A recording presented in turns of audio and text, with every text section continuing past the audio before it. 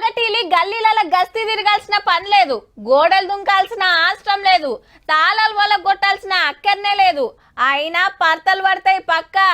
Duty ఎక్కిండ్రంటే ఉన్న కాడికి ఊడ్చుకొని పోవాల్సిందే. కాకుంటే ఒక్క రోజులు అయ్యే పని కాదుల్లో, వారం పట్టొచ్చు, నెల కావచ్చు, 5-6 నెలలు కూడా కావచ్చు.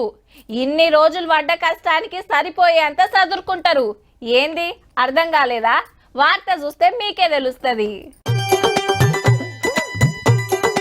వేసిన తలుపులు వేసినట్టే ఉన్నాయి, ఇంటోళ్ళు ఇంట్లోనే ఉన్నారు. అయినా బాజాబ్తో దొంగతనం చేసిండ్రు ఇద్దరాలు మొగలు. 45 లక్షల విలువైన డైమండ్ నెక్లెస్, 19 తులాల బంగారం, 55,000 పైకం తీసుకుపోయిండ్రట ఇంటి దొంగలు. మరి పట్నం బండ్లగూడ జాగీర్లో అపార్ట్మెంట్ లో వంట మనుషులు లెక్క షరీకైండ్రట నెల రోజుల కింద. ఇన్ని రోజులు నమ్మికతోని పని చేసిండ్రు. బంగారం ఏడ దాచి పెడుతున్నారు, తాళం చేతులు ఏడున్నాయో కనిపెట్టిండ్రు. ఇక రాత్రి ఇంటోళ్ళు వండుకున్న చూసి డైమండ్ నెక్లెస్ తోటి పారారు. పొద్దుగాల చూస్తే బీరువాల నెక్లెస్ లేదు, వంట మనుషులు లేరు. కేసు పెడితే సీక్రెట్ కెమెరాలు చూసి పట్టేసిండ్రు పోలీసులు. బీహార్కి వెళ్ళొచ్చిండ్రట.